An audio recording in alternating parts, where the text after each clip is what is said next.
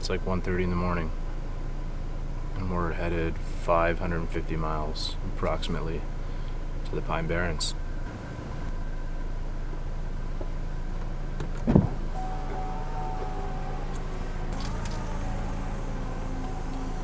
Gotta shut this off now.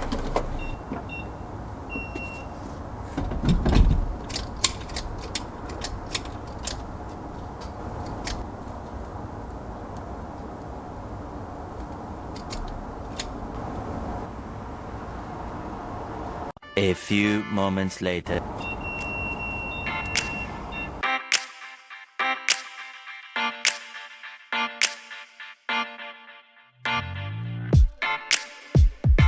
Soundstripe.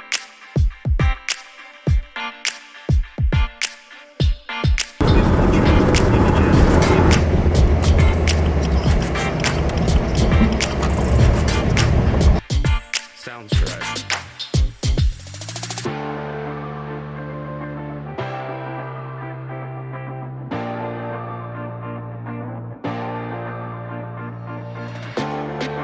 Soundstripe. Check.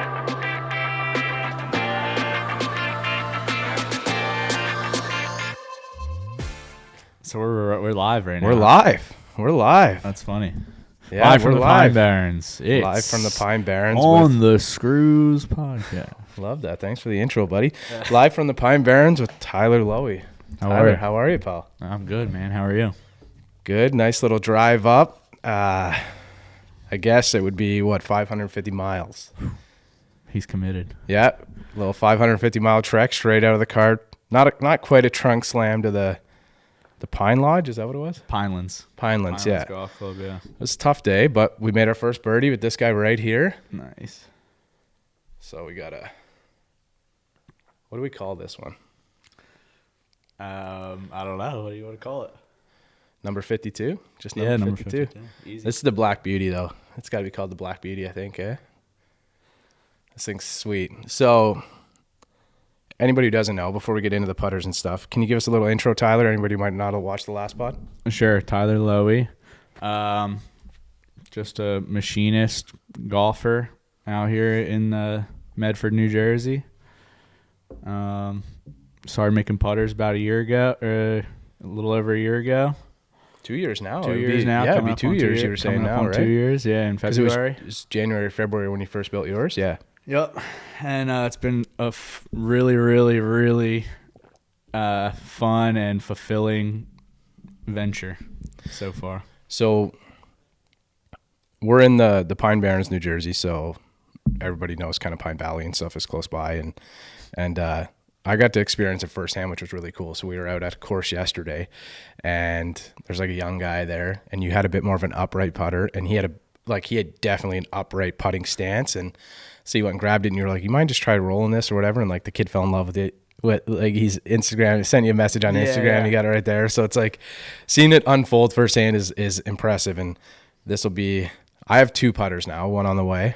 This one that we were just talking about, and then I'm trying. There's another putter here that I'm trying to get before I leave. So I'm hoping to get a few minutes alone here before I leave. But maybe, Tyler, can you tell us, like, you're a machinist, like, what got you building these? Like, what was the idea to build a putter in the first place? Yeah, that's how I've always kind of been. It's how I've always kind of been is why buy it when you can make it? So I was playing a milled putter before and, just didn't really have that feeling that I wanted, that, I don't know, soul and character that I was looking for. So I was looking around for a left-handed Scotty Cameron, like an old one used, and everything I kept seeing was like super expensive, and I had Bridgeport. So I was like, yeah, why not try and just make a putter? Why do you have the Bridgeport? Like, we're in your home shop. We're above his home shop right now. So we were either going to record this down in the shop or we're just above it right now. Everything's set more up, comfortable up here. Everything's set up on the pool table right now. We got the putting green just over to the side, and yeah, so we're we'll get a little B-roll or something of the shop a bit, but why the Bridgeport? Why'd you have that down there? Yeah, I mean, I've been in welding and fabrication for coming up on 20 years, right? And basically 2012, I started building out my home shop, and it's just been like a progression ever since, and just a evolution constantly changing, new machines, new tools, all sorts of cool stuff. So Bridgeport was just part of the evolution. So you're a golfer too, and then you've acquired the Bridgeport, and Very then mediocre golfer at that. yesterday we did all right, man. Like I said, I made it was a tough day. I haven't golfed in a little bit where we are. Of course, I've been close for a while, but I made a birdie. Yeah. Made a birdie with the first. Yeah. I even walked up with the birdie juice in my pocket. That's a level of confidence that I fortunately always have in my game. Yeah. But so you've acquired the Bridgeport, you got it, and then you're playing golf, and you can't find the right type of putter that you want, the Scotty, but also something with some character. Like if you ever buy a putter from Tyler Lowy, or if you haven't bought a putter, you should. You got to try and come out, like if you can, like come out and pick it up, because there's just something about it that was it's definitely been worth the trip. It's been fun. But so you acquire the Bridgeport, you have the Bridgeport, and then the thought process comes in of like you can't find your putter you want, so you build yours. Right. Can you take us through that process? Yeah, absolutely. So it's like, obviously when I made number one, I mean, I'm still learning a ton about the physics of the putter and how it works, right, and like all that stuff. Constantly learning, but at that time I knew like absolutely nothing about it. This is number one right here. Yeah. 001 for the camera, for the people at home. It's a relic. It's on the Instagram story. It's that one there. The one with the phone on top. But yeah, just like super toe hang. Like knew nothing about making it. Kind of just. So I think last night I got up to $2,500 or something. Still, I'm a lefty as well, so everything has a price, but I don't know what it is. I genuinely do not believe that has a price. Like if you could set his family up for life, maybe. But I don't know that one has a price. I don't think there's a price on that one. But yeah, just kind of like reverse engineered a putter that I was playing previously. And so what putter did you make it off of? What was the idea? Like what was your first iteration? So the 001. Yeah, just like the one I was playing, it was a Kenny Giannini, like milled putter. It kind of looks just like an Answer style, like your typical Answer style putter.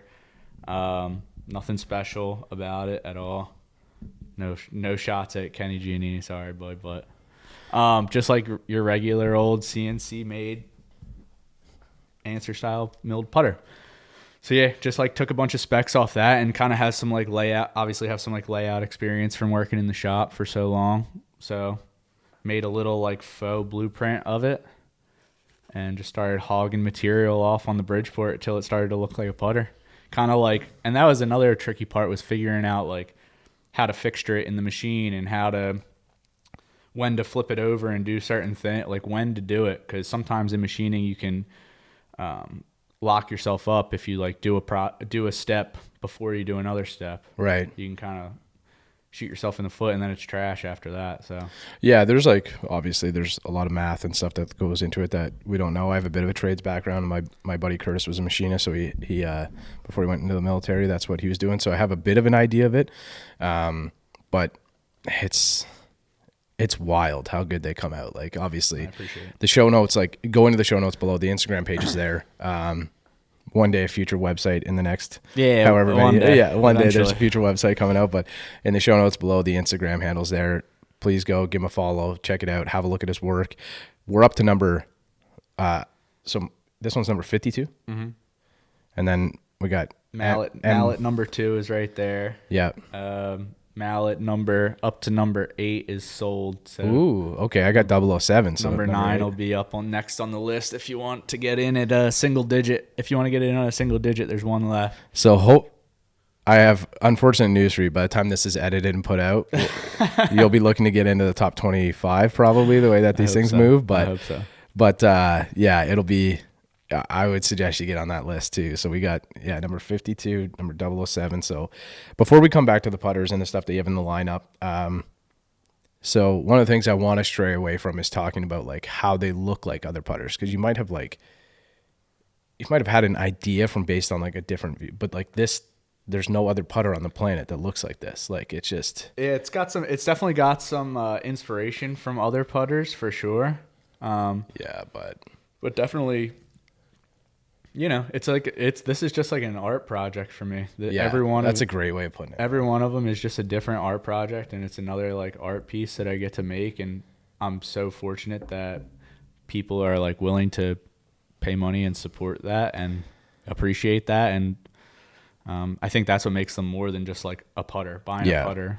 You can buy a putter anywhere, but buying art is different. Well, I say that about my golf game sometimes. My golf game is like art, and not all art is good. We both have young kids, so we know that that's a true fact. But like art yesterday I had an artful hole. I hit a 2-iron, kind of ripped one down the right. It was buried behind a tree, and I hit a little like low ode to my man Mack Boucher. I channeled my inner Mack and hit like a low like snapping 9-iron into the lip of the bunker, like just above the lip of the bunker, and it just hopped up to about 15 feet. Put the birdie juice in my pocket, walked up, and confidently made the putt. Just rolled it end over end into the last like rotation, edge of the cup, fell in. It was great. It was like a perfect the birds birdie. went like, wild. It was great. I probably tripled the next hole and the one before it, but like I rolled it really well for the first day rolling it. Like I rolled it really well. I had like one bad read. It was a bad read on one of the greens, but other than that, like they were all 2 putts to like just tap ins. And I had a tap in from like 70 feet on the one hole. I think feet of putts rolled that day was pretty high. It was definitely. Shout out to Pinelands Golf Club though. They've been doing a lot of good work over there, and the greens were fantastic. Were solid. Yeah. So tell me the Bridgeport story. So anybody who doesn't know what the Bridgeport is, hopefully I get a photo in here or something. Or Tyler's got to have one. We'll definitely get some B-roll. That would be cool. Tyler's got to have one on his page too. So if we miss this part of the edit or something like that, you got to go have a look at like what the Bridgeport is and what your future putter is going to be made on if you don't already have one. But can you tell us like first what the Bridgeport is, and then like take us through the story of what happened right before I got here? Yeah, sure. So the Bridgeport is just like an essential piece of machine shop equipment. Every machine shop in the world, if they don't have one, they absolutely should, or they probably had one at one time. Obviously, a lot of shops are moving to CNC stuff, which is computer numerical control. So it's all ran off of. We've heard that. Yeah. Yeah, it's all ran off of programs written by either engineers or people designing stuff. So Bridgeport is a fully 100% manual machine. Moves on X, Y, and Z. The head also like rotates this way, nods forward and back. The turret slides in, and there's a piece that slides in and out. So it's got it's a super versatile machine in a nice compact, it's basically like an oversized drill press looking machine. Right. But it's got a bunch of knobs and handles everywhere. So the way I make these putters is 100% on a Bridgeport. The necks are obviously turned on a manual lathe, but the heads are all made on the Bridgeport. So no CAD software, no buttons to push. It's all, every dimension is all turned on a little micrometer adjustment on the handle. So I guess if you, like not to get off topic, but if we're running it like a CNC machine, you essentially put a block in there, you press a button that's pre-programmed, and it'll build the putter for you. Yeah, I mean, there's definitely some other nuance to it. I wouldn't say like any old average Joe could just go run a CNC machine. Right. But yeah, you put a block of steel in, make sure all your tools are all loaded up and sharp and everything's good. And that's all part of the programming too. You tell it what tool to use, if it's got a tool changer and stuff like that. Okay. But yeah, you essentially make the program in a CAD software or something. And so for you, every moderation or like every difference to the putter, every like thing that is changed, like you're doing that by hand, like every little piece of it. Yeah, they start off as the same block of steel, and then from there, every dimension is a little bit different than the last, and just like however I'm feeling that day, or if I like the last batch of putters, I didn't like one little, radius or something, I can just change it real quick, like right there, doing it. However I feel that day making the putter is how it turns out that day. It's cool. That's sweet. So no putter is going to be exactly the same. Like you said, the 001 and 002 were like within like a gram or so of each other. Like, but he specifically asked for it to be pretty close, the right? Exact same was what his wordings were. So they can be, if I come to you and I like a certain weight or a certain, like in my case, like a certain toe hang or anything like that, like it can be manipulated. You can do a fitting right here on site, Sure. but things can be manipulated to fit my stroke. Accommodate all those things. Yeah, Okay. exactly. Because I'm sure that that's a question that a lot of people have. Like, although this is a piece of art, it's a functional piece of art. It's not just like some random putter that you're going to go grab off the rack. Like, no disrespect to any like of the brands or anything like that, but like, we're going to build a putter to your visual and I guess as well as your specs that you need for your putting stroke, right? Yeah, So because there's definitely like physical specs, I guess, is the one that I'm looking for. right. Yeah. I mean, I think putting is the least like tech. I don't know. I'm sure I'll get roasted for saying that. saying this, but I mean, I think it's like the least like technical stroke on the card in golf.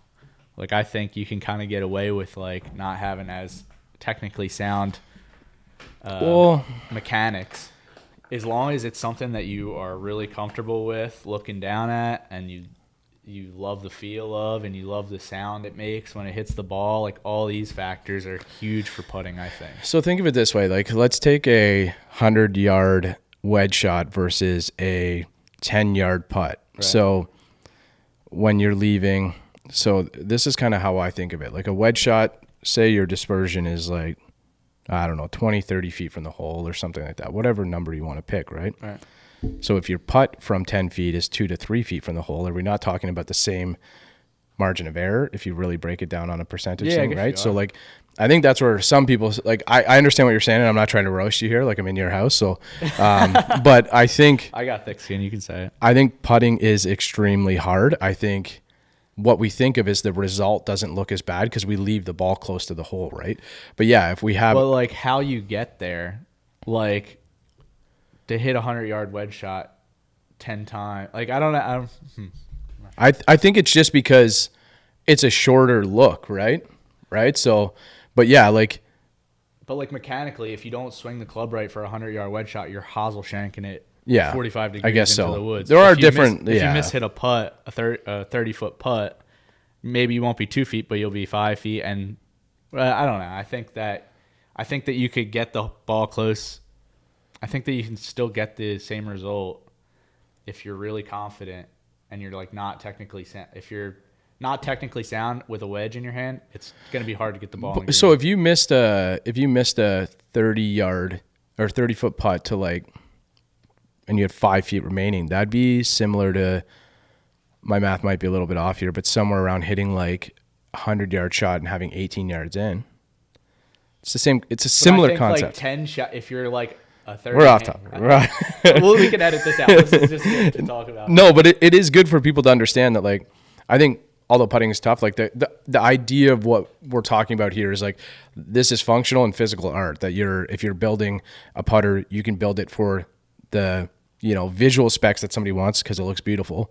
Like certain things that I wanted, he was able to do and put into mine. It's like completely blacked out. It's like clean. There's no lines. There's no stamping, anything like that. It's just completely, the Lowy stamp, and that's it. But it's also like it's got the physical specs built to fit my stroke. So we talked about my stroke. You've seen my stroke now, and it works for my game specifically. And that's kind of the idea. This isn't just a piece of art that you're going to throw in your bag and roll putts at home. You're going to take it out on the course and you're going to play it and you're going to like it. So Tyler, let's talk about the lineup. Let's talk about the lineup of the putters. So right now in front of us, we have 3 different types of putters. So can we talk about the 001? Obviously there's no specific name for any of these putters that you've called them. There's no lineup. Is that coming? No, I think that's just because they're all so different. And I mean, I don't know. Okay, so the 001, we've got a blade type of putter. Yeah. We're not going to reference it as this type of putter. It looks like this or whatever, because the beauty of this is when you send Tyler a message, you can talk about different things that you want, and you can kind of make it look how you want. There is going to be like a kind of a structured piece. Template, there's a template to work off of, right? Yeah.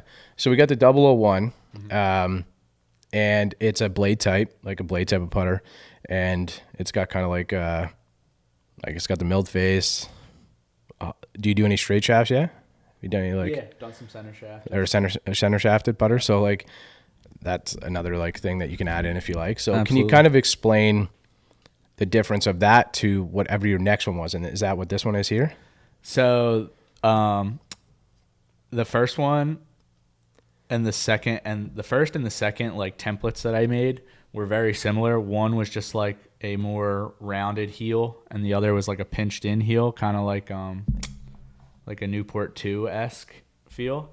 And then that was actually like the third iteration was that circa 62 type of radiused flange vibe, which I like a lot. Like you said, definitely different than any of those, but taking inspiration from them for sure. And then we have the fourth model now as we're into the mallet. Is the mallet, yeah, right. Yeah. Okay, cool. Yep. The 007 is mine, so Just back off, everybody. back off. And Right. again, it's priceless. Everything has its price, but it's pretty much priceless, I think. So Ah.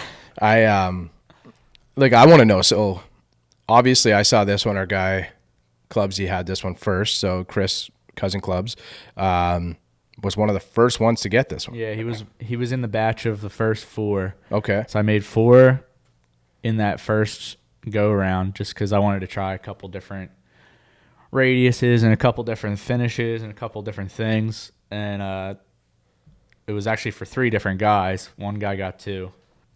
But yeah, it was for 3 guys, and they were all super awesome about me trying basically whatever. Good. Yeah, go ahead. I'm just adjusting the audio here. Yeah. Yeah, they were cool about me trying whatever, and like knew that it was a new art project. Yeah. So and everybody seemed pretty happy with them. So if you're one thing I don't know, I don't want to say this the wrong way, but I guess like if you're really picky about like a certain look or you're like a specific brand person, it just might not be for you. Yeah, but like absolutely. For me, I didn't know what any of this looked like until I got here. Right. So I didn't know what the grip looked like. Obviously the shaft, like you have an idea like what it looks like or whatever but I didn't know what the hosel would look like. I didn't know. Is that what you would call this on your putters?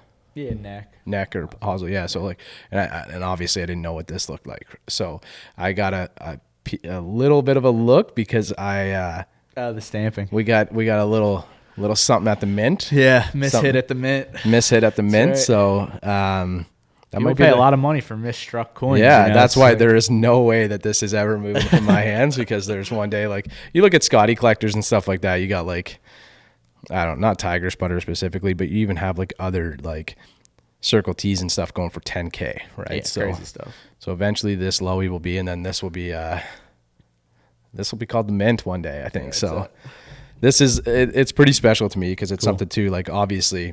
So from where I'm starting this conversation is if you're really specific about a brand or something, you like a certain brand, TaylorMade, Callaway, whatever it is, Titleist, you might want to stick with them. But if you're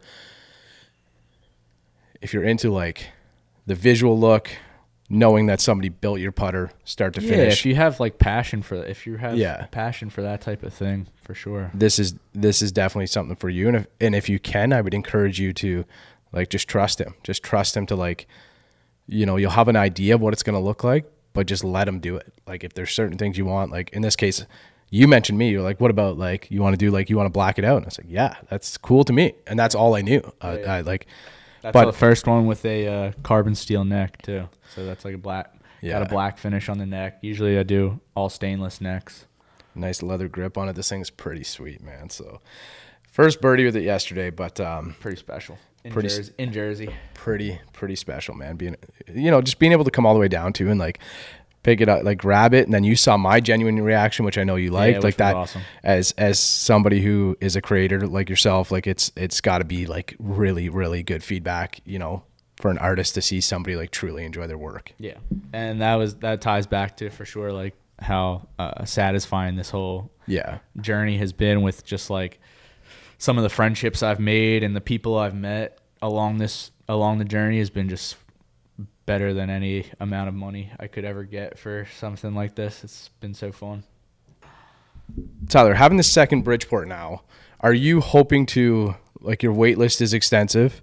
Again, these are not, so like I speak as like a consumer now, like I speak as a customer of Tyler's, like they're not something where you're going to order and have it next week. Like you have to have some patience. Like the idea is that a lot of hours go into building these for you. So like, do you think with the second Bridgeport, you're hoping to maybe like you're going to try and get another staff, or you're going to try and be moving these a little bit quicker? Like, is that the idea? Yeah. So having the second Bridgeport in the shop is huge for not only the putters, but also like the other fabrication work that I get.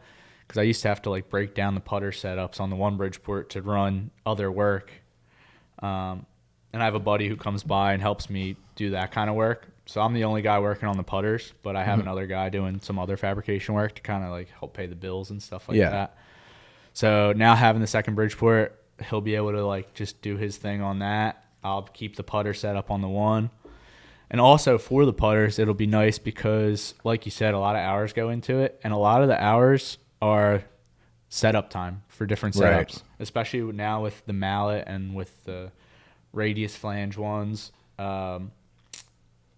It's just more setups. So Would you, sorry, I didn't mean to cut you off. So like, I'm fascinated by the idea of like how they're built, which I'm sure you are too. Like if you're watching this pod, I'm sure you're thinking the exact same thing. So, excuse me, the idea of how they're built. So would you take like whatever block you're taking to build my putter here, are you setting up like on both machines? Are you setting up like different stages, or would you maybe be like, okay, I'm going to do like my 001 iteration and, you know, the other blade on like this one, and then I'm going to be just focusing on solely on mallets? Like, how would you break so that essentially it would be like, I think on that one, on the new machine especially, all the turntable work, so all the mallet stuff, all of those radius, your model, that'll get done over there, and I won't even ever put the turntable on the old machine. Okay. So like all the straight cuts, all the square cuts will get done on the old machine, and then anything I have to do with a radius will be on the new machine. And the new machine has a couple other little features that are nice, that'll make layout on some of the other stuff a little quicker too. But yeah, like all the faces will get done on one machine. And so to answer your question a little bit better, a little bit more clearly, yeah. It'll help speed it up a little bit. It'll help speed it up. Like with setup is just going to be cut in half. So okay, so you and I were up here. We were rolling some putts last night, and we were kind of talking about the 001. Mm-hmm. So how you made that, you know, you put it together. The epoxy was like maybe done. Yeah. Maybe ready when I think it says on the thing like 60-hour or 60-minute playable time. Yeah. And it was like 61 minutes. And so you got it. You're in the Red Dragon. You're over the course. The Red Dragon. We have to speak with the Red Dragon. So that's just what we've been booting around the city in, which is great, around the Pine Barrens. So it's you grab that, you go over the course, you start rolling it. So can you tell me the story? Like what I'm leading into is the first sale of a Lowy putter, and like so you're kind of rolling it, and then can you kind of take it from there? Yeah, so I rolled the first putt, and it was kind of like eureka moment when I hit the first one on the practice green. How good it felt, and how like I don't know, I just was shocked that it actually rolled a putt end over end and the putt looked good and felt good. So I kind of did that for a couple more minutes out there, and at the local track by me, I knew the head pro was a lefty. So I went into the pro shop. I was like, "Hey, Curtis, you're a lefty, right?" He's like, "Yeah." I was like, "You mind rolling this thing for me?" So he drops the ball down on the carpet in the pro shop, and he rolls one. I see his head kind of like pick up a little bit. He puts another ball down, rolls another one. He starts asking me. He's like, "Man, where'd you get this thing? Like, who makes this?" And I was like, "Oh, I made it I made it in my backyard." He's like, "You made this?" I was like, "Yeah." I kind of explained to him like what I do and how I did it. And he was like, "How much he basically tried to buy that one." And I said, "Yeah, I'm not selling it." And then he was like, "Well, if you ever want to sell one, let me know. I'm buying it." So I kind of like thought about it for a couple weeks. I didn't go right home and start building it. I didn't really know if it was something I wanted to pursue even. And after talking to some people, I figured out it would be a good idea. Made one for him. He loved it. Paid $300 for it, which, was a good deal, I think, for him. And a good deal for me. Kind of was it was a good starting point. Help probably cover your materials and stuff like that. And and now that guy's got a putter worth at least double the value, right? So it's doubled in its value in 2 years. Right? It was definitely just like reassuring to hear and see his reaction, like how I saw your reaction was just like just more affirmation that for sure, man. That it was a cool thing that's worth pursuing.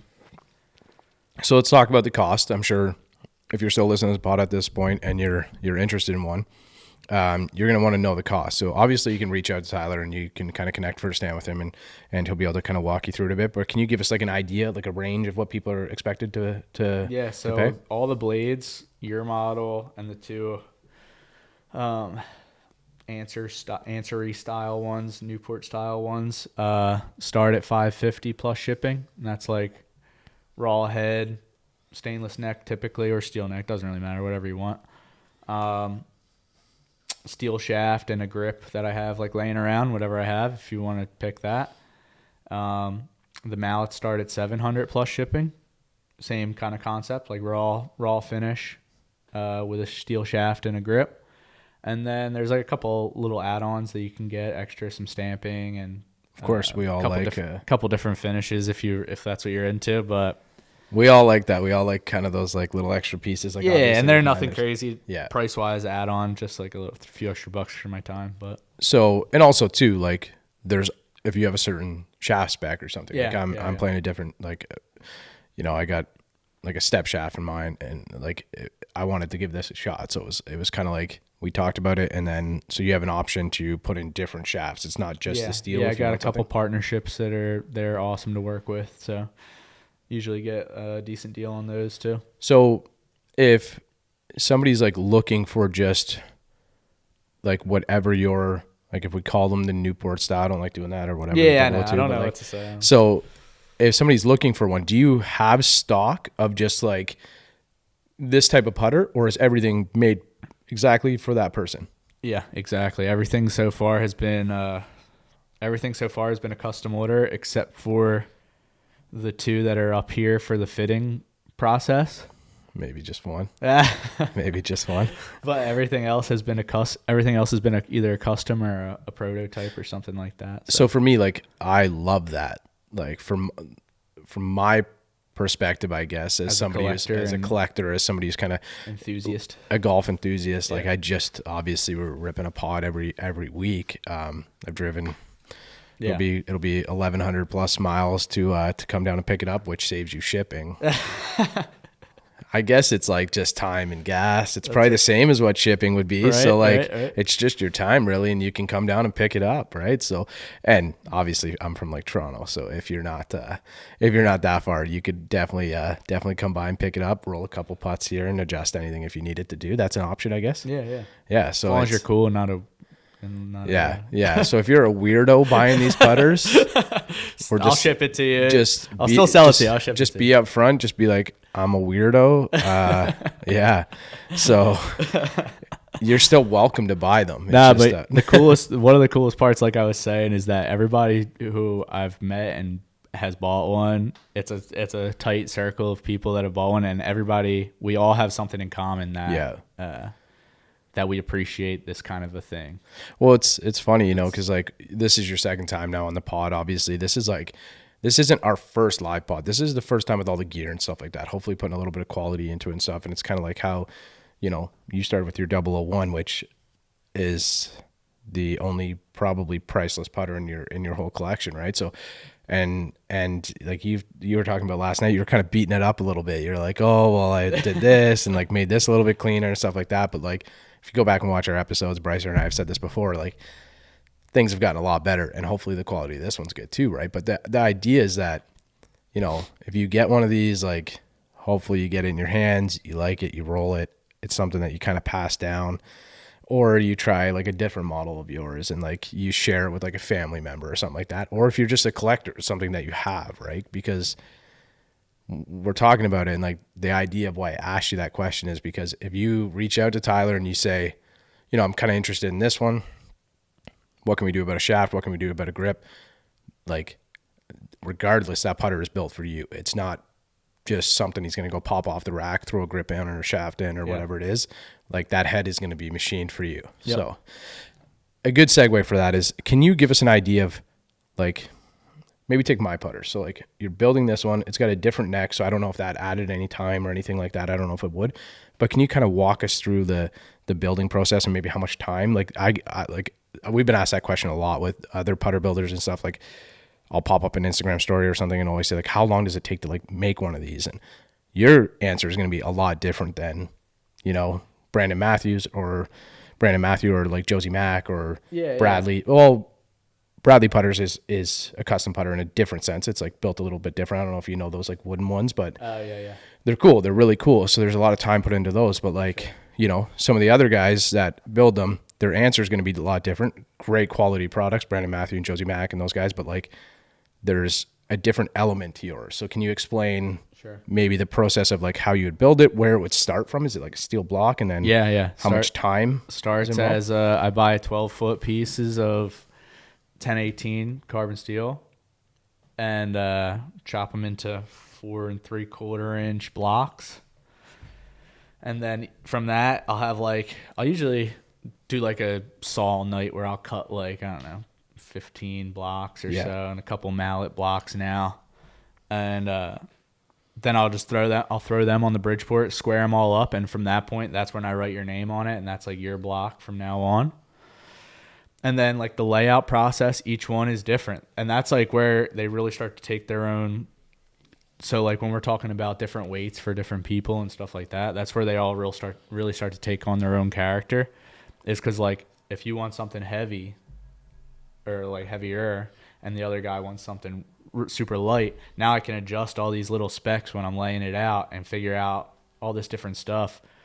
So they all start as a block of steel, and if you were getting the same putter as someone else but wanted it heavier and he wanted it lighter, it would start out from the same like layout template, but then I'm adjusting stuff on the fly right there, all laid out by hand with squares and protractors and stuff like that. And this is where I need to make sure I put that Zach Galifianakis gif in where he when they're playing like in the what's that movie, Hangover, and he goes and plays blackjack and he's got all the numbers in his head.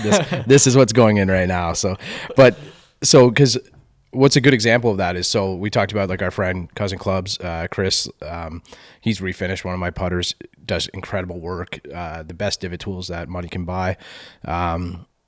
So his was 28 grams heavier, I think you said, than mine.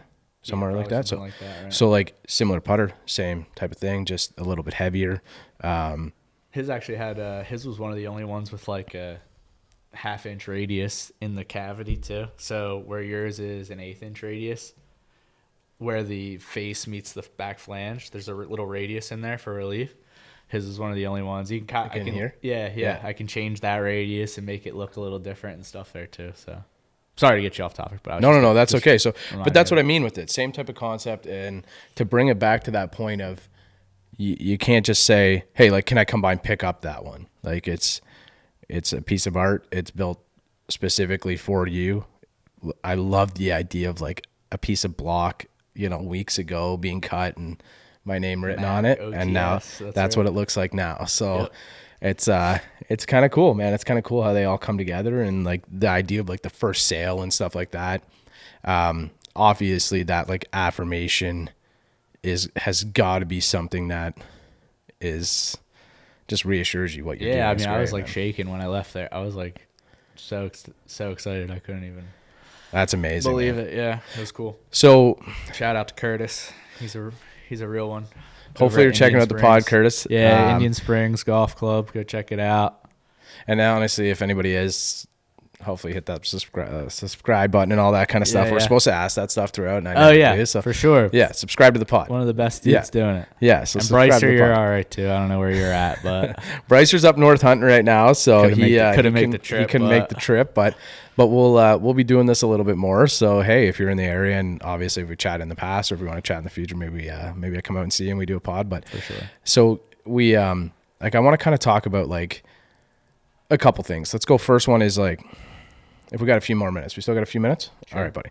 I know you got work to do, so I'm stealing your time in the shop. But when you're like over the 2 years or so that you've been building now, like what are some of the challenges that you've gone through to be able to put out like these pieces of art? So like we're talking now, we're up to, you're doing more than one a month now. So obviously when it started, it was a bit slower. Now you're getting up to probably 3-4 months or so. As many as I can get. Yeah, as many as I can get comfortably with still putting out a good product that I'm proud of. So what are some of the challenges that you've run into over the last like 24 months it's been now, or 23 or so, a couple of years? So again, let me remind you, this is like a seasoned machinist too. So putter building has been 2 years, but you've also like built your own home gym setup, like swat rack and stuff like that. So been in the shop for a long time. A long time. So can you like give me an idea, any of the listeners too, like the idea of some of the struggles that you would have? Like it could be anything, whether it's building the putter specifically, marketing them, like any of that type of thing. Well, yeah, like I've told you in conversation, I'm my own worst enemy as far as a business owner is concerned. Obviously I haven't advertised anything. I don't know if that's good or bad, but so all my sales have been through Instagram, and that's it, just like word of mouth pretty much. So that's been a struggle. I wouldn't say that's even a struggle. That's just like one of my. That's got to tell you something. That's though. not a good like. Yeah, for sure. I think it makes it kind of like even more niche though too. And to be honest, I hate getting bombarded with like ads on Instagram and ads on Facebook. Like I just don't like that anyway, so I don't really want to be a part of that. But I would say the biggest struggle has been time management. Okay. Like trying to make these putters and put as much time and care as I can into them and still be a decent husband and a good father. And I still do iron work sometimes in the year too. So I'm a union iron worker. So finding time with that, and then coming home and working in the shop late, and then having to go in and be family guy too. So it's just been trying to figure out the time management has been the biggest struggle probably. Well, and for me too specifically, and I know Chris has shared the same thing, and Chris is a creator as well, so he can kind of attest to that. So Brandon at Nebula, Van, those kind of guys, like all in our like little community of golfers that we talk to quite a bit.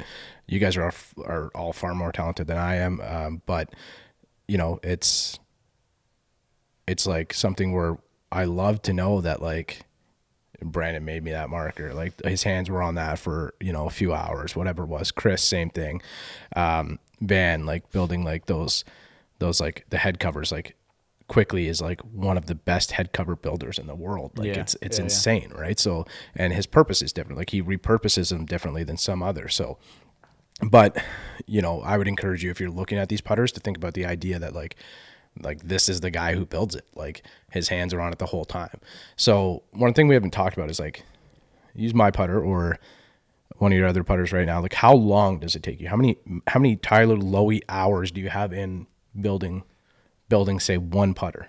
Yeah. So like the machine time for all of them is pretty comparable across the lineup. Right. But the real time that I've noticed over the years or year or two is all the little like the little details like that. I'm sure someone who wasn't as psychotic as me would just like kind of sand it, look at it, be like, oh, that's good, send it out. But especially because they're manually machined, I mean, depending on how quick I'm feeding it across the table, changes the surface finish. So now I have to like sand one more than the other. And it's kind of like, so like all these little things add up, or it goes really smooth and it's 14 hours. And then the next one that I do is like, doesn't come out as good, or the tool got a little more dull and the surface finish wasn't as good, or a little hiccup happens here or there, or like, just, I don't know, just so we're probably talking 15, 16 hours per putter, up to 20 hours. Up to 20 hours. So if there.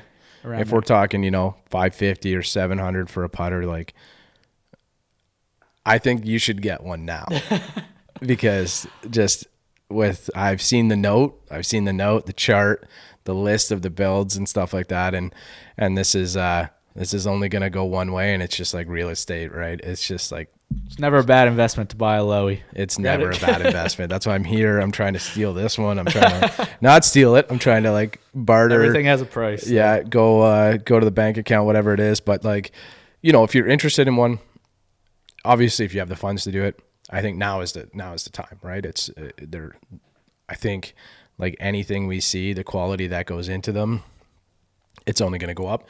And I don't just speak to that. I'm not just saying that because you're my friend. I'm saying that just because like like you just talked about, all the man hours that go into it and the perfection aspect that you try to like put into each piece of yours. But I don't want to speak for you, like the listener, but for me and a couple other people that I've spoken to, like all of those like little things, like, so I can talk about it specifically because I have the mint and I got the mishit, or I've got, you know, I've got the mishap at the mint, whatever we want to call this thing. But like when you posted that photo, I was like, damn, that looks sick. That was and the then first, you were the first one to message me as soon as I posted it. You didn't know it was yours. No, I didn't know. And then you said something like, good, because it's yours. And then I messaged Chris right away. I was like, yo, that's mine. I was like, so that was the only piece of this that I saw. But I was just like, I was thinking to myself, like all of those little things like that go into it. Like you're never going to release a putter that's like rough on the bottom or something like that. But like if I wouldn't put it in the bag, it's not going out. If I'm looking at something and I kind of like see something, or like there's something that I know was like hand milled for me specifically, and I'm sure a lot of you that are interested in this, that doesn't bother us, but I understand it would bother the artist. I get that. Like it's kind of like with the podcast, like if there's something that I don't like, or like the audio peaks like at a you part. were even setting this up, you're like talking about the audio crossing over and stuff like that. I was like, I thought it sounded pretty good when we tested it. Yeah, like there's just like different things that go into it, right? And like I'm not super experienced with like this process, so I'm gonna take this away, probably strip it down to the bones like you would, and then try to put them together and make it sound as good as possible, because we're doing like different audio channels and stuff like that, all different things. So and if you do have a podcast or you're interested in a podcast, reach out. I talk to tons of people. Like it's been great, like just about like little podcast feedback and stuff like that. So always happy to help if I can. But it's this has been kind of a cool process for us to be able to kind of do it live, man. Yeah, this is awesome. And be out here. So anything we want to add before we wrap this up? I know we got to get you into the shop. You got some work to do. Yeah, but we'll get some B-roll down there, and that'll be cool. A cool feature for the pod too, I think. Shout out to everybody that's been a part of this. It's been awesome. I couldn't have done it without everybody, you guys, family, friends, Instagram, community. Been awesome. So it's been really cool, man. And I can tell you that I'm going to have probably at least the same amount of time going into this edit as he does building your putter. So at least if you can, I don't know, like it, watch it, whatever it is, share with your friends, all that stuff. Subscribe, check out the pod. Like we're mainly, and like 98% or something, I've said this in the past, and our audio downloads and audio listeners. So we appreciate everybody that checks it out.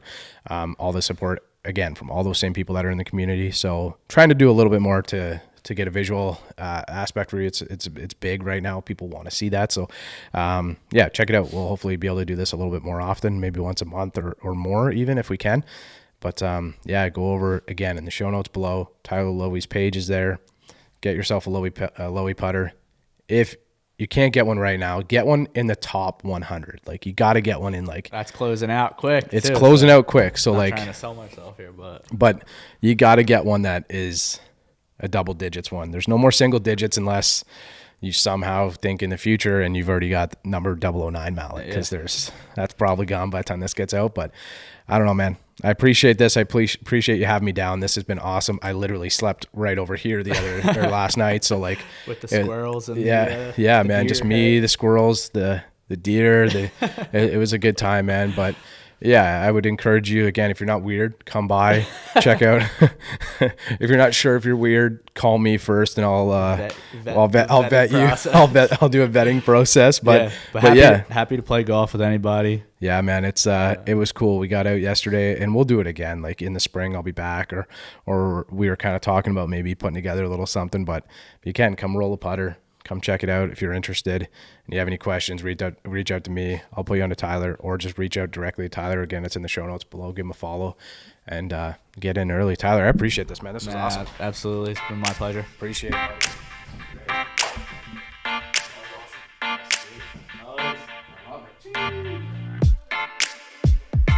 Soundstripe.